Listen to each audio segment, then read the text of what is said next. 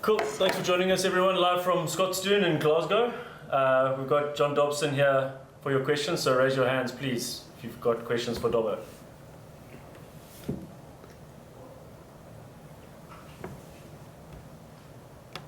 Angus. Yes, Angus. Thank you, Mikey. Afternoon, Dobbo. Hey, Angus. It feels like almost like a bit of deja vu. If you look back to last season's quarterfinal where you've been loaded out to play 13, and now you've got Suleiman there due to the situation with Damien. But you also mentioned that he's earmarked to play 13 by the national selectors.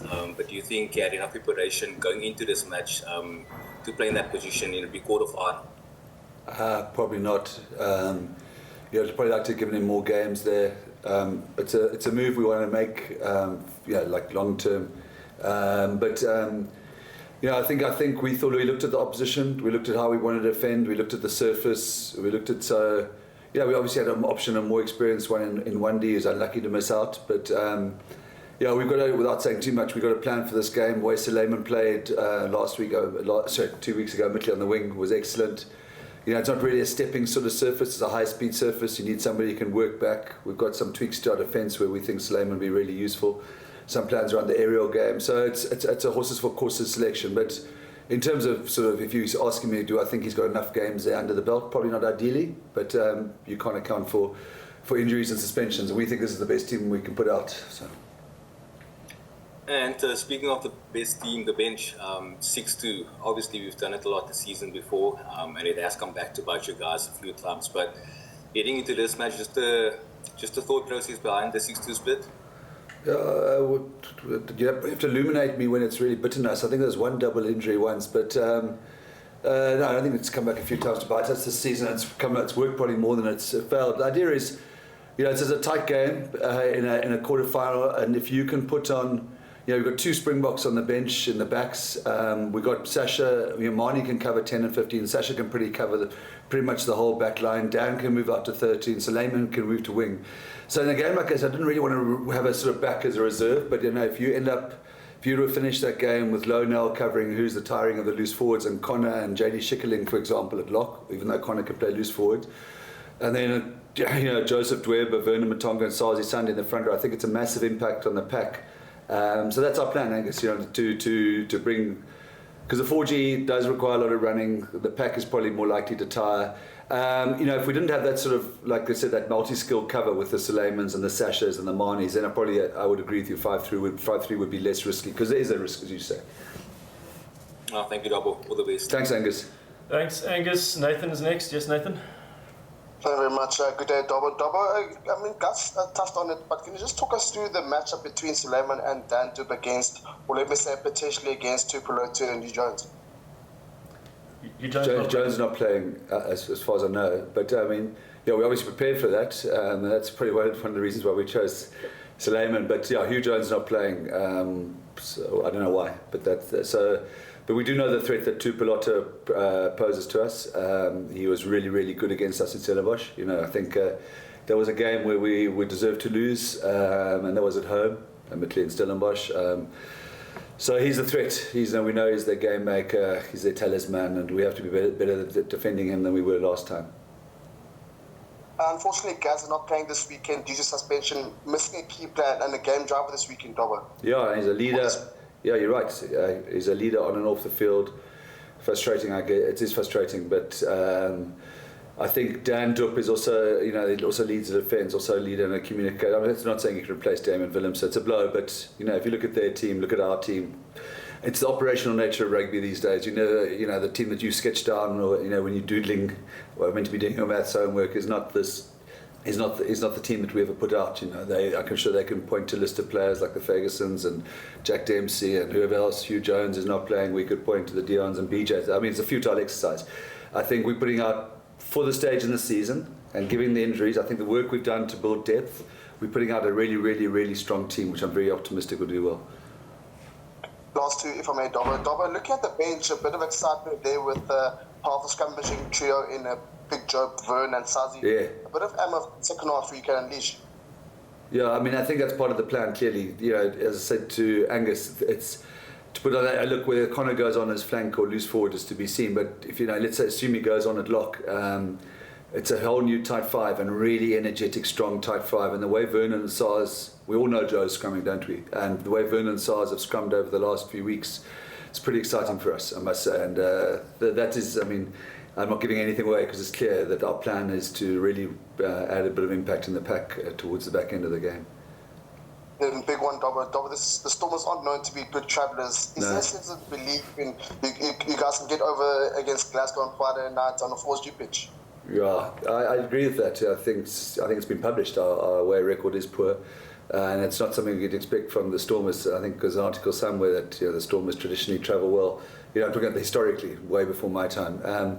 We haven't done as well as we'd like, but I must say I haven't felt the mood in the camp like it is like this for a long while. It's been building over the last few weeks. There's a real sense of joy and excitement and confidence.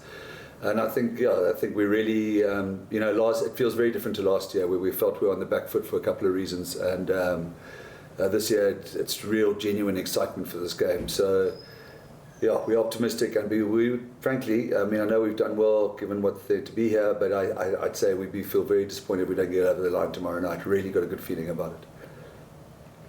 Awesome, and all the best, Dobber. Thanks. Awesome, Nathan, thank you. Stephen Null. Thank you very much, Mikey. How's it, Dobber? Hey, Steve. Dobber, I just want to, expand on the issue of the centres a little bit. Tuipulotu and Jones really are one of probably the best combinations in the world, centre. It's not as if McDowell isn't a good player, but what do you think the impact will be potentially on Glasgow with, taking you out of their backline? Yeah, I must say this, I must give Glasgow credit. I mean, I can't remember how, 4 or 5 defeats in a row to them.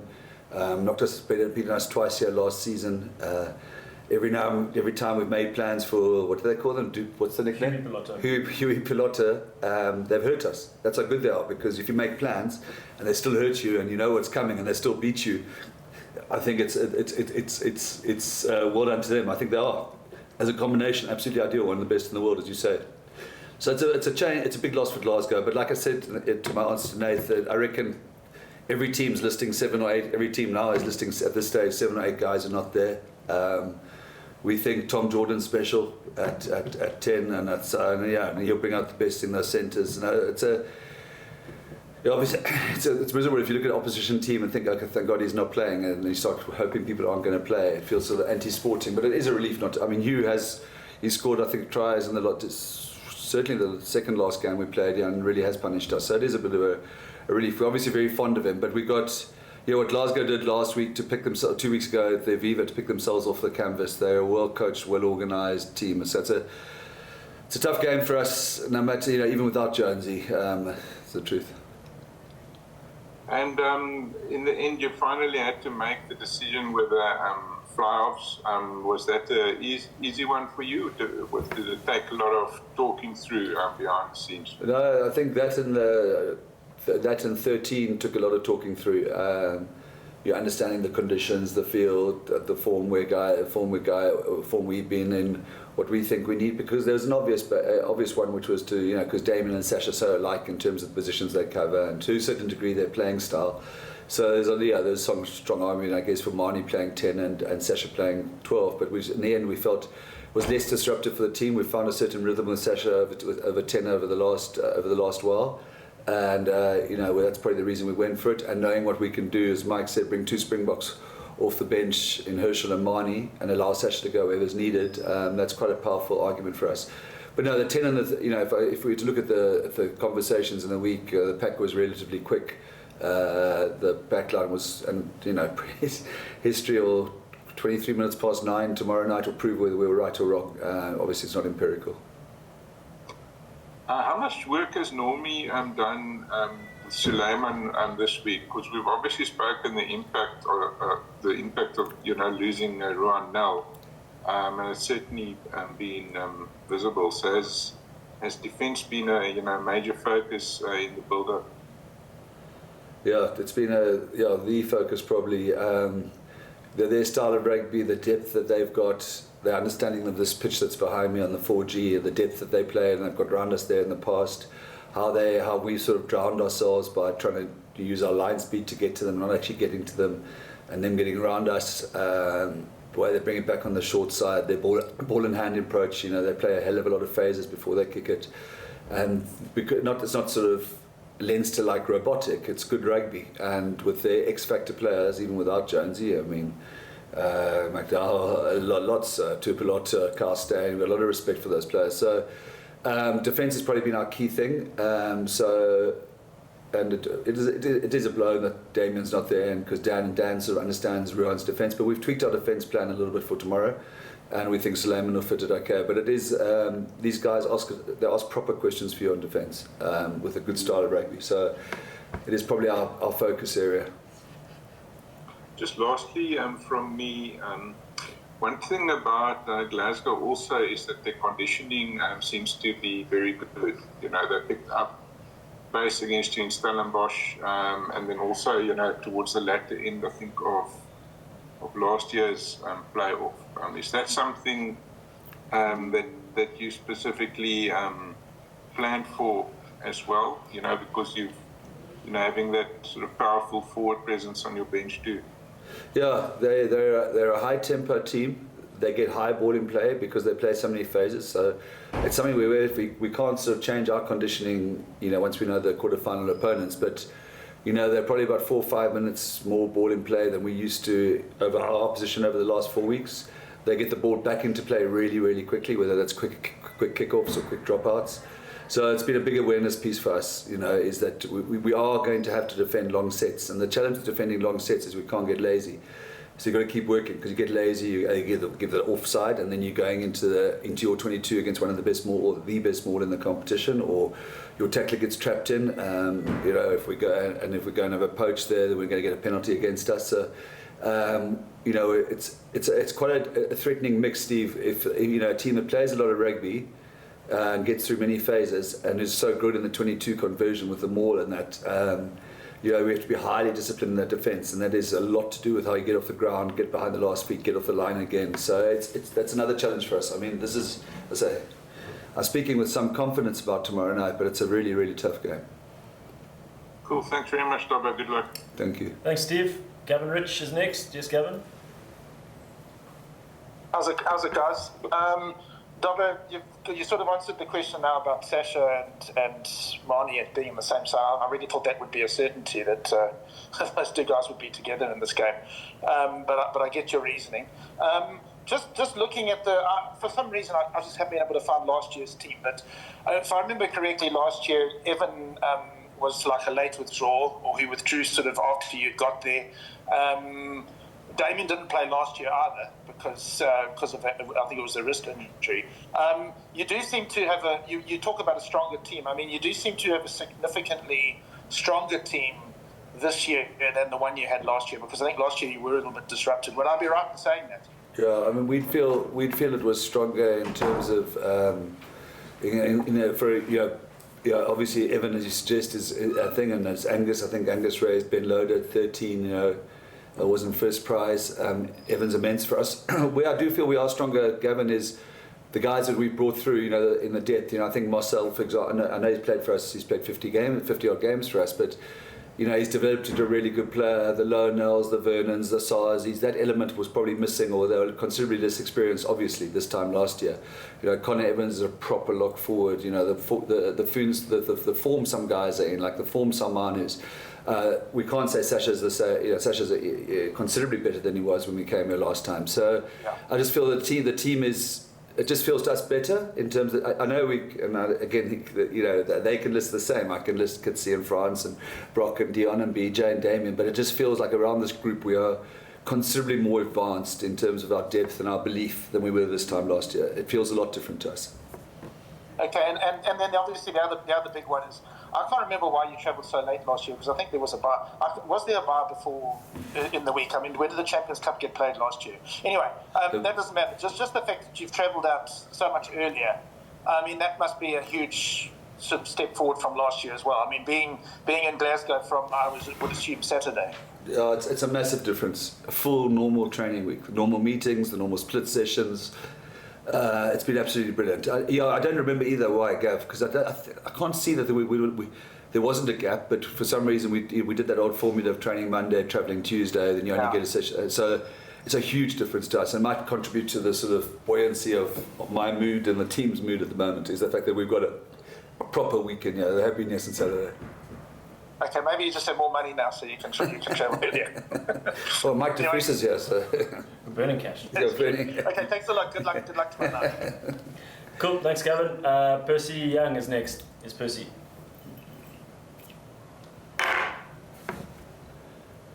Percy, do you have a question? Okay, maybe we can come back to Percy. Stuart Bathgate, far away. Thank you. Just one from me, John. You've won 5 of your last 6 games. Glasgow have only won 2 of theirs. How much should we read into that? Thanks, Stu. Not much, because I just know that there's been a bit of a bloodbath at Glasgow, hasn't there, in terms of injuries. Although what they did at the Aviva was pretty special last week, and we've got too much scar tissue of what they've done to us over the last 2 or 3 years. Both here, and I thought they were. Probably we've had some big battles out behind me, and which could have gone either way. But what they did to us in Stellenbosch, I think they thoroughly deserved to beat us. So, and the guys coming back, I know it's not everybody, but as I say, every team can point to that. But the Aviva showed real character, and and we know how clever and canny they are and good they are, especially at Scotstoun. So, no, not taking any comfort out of them losing a few games. That's fine, that's great, thank you. Yeah, no problem. Right, Ati Tsotsi, yes, Ati. Thanks, Mike. Hi, Coach. How are you? Go ahead, you, Ati. Good. Coach, I think there's been a trend over the last couple of seasons in the URC whereby we've seen big away wins in the playoffs. You think about the Bulls against Leinster in the final in Cape Town. Also last season, do you feel as if you can draw some confidence from that, being able to pull away a massive win against a difficult opponent? Yeah, I think probably the away teams are taking sort of note of the last 2 seasons when Munster put that extraordinary run together, away quarter, away semi, beating us in the final, and what Glasgow did. I know they beat us here, and then they went away to Munster, and then they went away and won in Pretoria. So that does give the teams. We've mentioned it. We through our own doing are playing on we've got an away route, but it's been done the last 2 years, and that's what we do draw some confidence from that. And Coach, in terms of the character you mentioned, something that Glasgow showed, and how important will it be for you guys to match them? Considering they also want to build up momentum to go deep in the playoff stages. Yeah, look, they're a clever side, and I say our record against them is very poor, and it's a tough place. I mean, I don't know how much you can see behind me, but it's raining, cold, 4G in a windy stadium, so it's going to be a test when we've been poor. But as I say, I feel there's something special brewing in our team, and the one thing I can guarantee everybody's watching this team's going to fight tomorrow night, and we'll be at the sharp end of it. You know what I mean? I know that they've got a great record, but we really have got fight, and I think we've shown it this season, as we usually do, and the way we've climbed ourselves from 14th up to where we finished. We've got character, and we'll show it tomorrow. And then in terms of the streetwise element, it's a knockout game. Yeah. In terms of how important will that be for Salman and the rest of the leadership group? Yeah. Yeah, it's a good point. I think last year we came up short there, whether that is around the scrum or that's around the use of quick balls and that sort of stuff. We have to be. I think we've learnt. I think whilst we didn't want to dwell on the sort of scar tissue, having lost a few games here, there's rugby learnings from here, and that's probably the more savvy, sort of like you suggest, the street savvy stuff. So we've looked at that hard. Thanks, Coach. Thanks, Mike. Thanks, Ati. We'll try one last time for Percy. Are you there, Percy? Do you have a question? Yeah, Michael is here. Michael, okay. Michael, goedemorgen, Coach. Hello, Percy. Coach, thank you so much, Michael. Coach, let me first open up and say firstly congratulations to you and your team, sir. I'm the one who asked you and your captain a couple of months ago that are you guys still that revered team? And I think I caused a bit of problems with that question. So let me congratulate you. Can I ask you, as the coach, do you think you've answered this question partially? You guys are in a much better space at this stage of the competition, sir. Yeah, I think we're in a really good space. I mean, we'd love to be playing at home in front of our people, and I feel bad about that. But I think other guys can speak to it. The energy and the just feel like in terms of the project or what we try to do, we feel like we're in a good space. Like bringing people through, broadening our player base, the connection with the people, the experience we've had over the last 5 weeks, 4 games in DHL Stadium. Feels like we're in a good space like that. I think one of your colleagues actually raised the point the other day. I think Leinster, the only team to have finished in the top 4 every year. We and Leinster, the only team to finish in the top 5 every year. So I'd say we've still got some aura of reverence around us. And just lastly, now I'm stating the obvious, sir. 2 defending title holders. You guys are former champion. You guys facing against current holders. Does that mean anything heading into tomorrow's clash, sir? No, I think what it does mean is that we know how canny and clever Glasgow are. What they did last year was extraordinary. They sailed this competition second until they had a whole spate of injuries. Our title, of course, is 3 years ago now, so it's less relevant to us. But we know we're playing the former champions away, and that's very, very tough. We're under no illusions of the job tomorrow, but I just feel that there's something special brewing. Coach, baie dankie en sterkte meneer. Thank you, Percy. Thank you, Percy. Okay, last question from Grant. Yes, Grant. Thanks, Mike. Hi, Dobbo. Hey, Grant. I wanted to just ask you about your matchup with Franco Smith as opposing coach, your interactions with him, and what do you make of links with him with Scotland and the Springboks as a head coach in the future? Listen, I haven't chatted to him much, to be honest. Coached against him when he was at the Cheetahs. I think he's probably got more wins over us. Well, definitely, given the Glasgow run, more wins over us. I don't really ever see it me against him. I'd see it, the teams, Cheetahs against the Stormers or Glasgow against the Stormers. He's certainly got the rub on us at the moment. When we beat Glasgow in the URC one, he wasn't the coach. So he's had a good run against us. I've got a lot of respect for the style of rugby, the street smartness around it, how they make use of the place we're playing at. A lot of respect for him as a coach. To win on the road like he did last year. So, I think this guy could contribute to whatever. There's been rumours of him going to other national jobs, whether that's Wales or South Africa, and certainly he's proven his credentials. This is not about me against him. My desire is just that the Stormers get as far as they can in the competition. That's my life. I'm not really interested in other stuff. Thanks, Dobbo. Thanks, Grant. Cool. Cheers. Thanks, Grant. Thanks, everyone. We'll do another one of these. Oh, wait, sorry. Gavin Rich. Can I just ask one more question? Sorry, I put up. Dobbo, sorry, just when I was looking through your team now, everybody talks about experience and the importance of experience, and you've got a lot of experience in that side, and a lot of guys who've won this competition already. But you've also got, replacing one of your experienced guys. You've got somebody like Paul de Villiers. You've got Vernon on the bench. Yeah. Sasha, you talk about scar tissue. Sasha was sitting just in front of the press box when Glasgow won at Stellenbosch. So I don't think there's too much scar tissue there. How important is it to have that sort of... I remember when Paul Adams played for the Proteas for the first time many years ago. I think he was about 19 years old. And everybody spoke about his lack of fear because he was young was actually a good thing. How important is it to have those sort of new guys coming in who may not have that fear and who may, they've never been there before, but you know what I'm trying to say. It's like they haven't got that they haven't got that fear, even if they haven't got that experience. I mean, not that Dion, of course, if he was playing, would have any fear either, but you know what I mean. Yeah, I mean, I think I was the guy who raised it in a coaches meeting earlier in the week, or last week actually, and they also turned on me and said, "Oh, that's just you." You know what I mean? And I think it's probably right. I've got some poor memories of here, and I think the playing group doesn't share that. And I think we did it in a reasonably mature way. It was just take the rugby IQ from the learnings of the defeats. How we got caught in backfield, how our rush couldn't get to them because of their depth, and how they got round us. Their contestable game, the maul when they get into the 22. So we're just taking the rugby IQ. But I think you're right. I don't think if you go through the players, there's anybody sitting there who's going to be. I think it's more the coach. It's more the coach than the players, if that makes sense.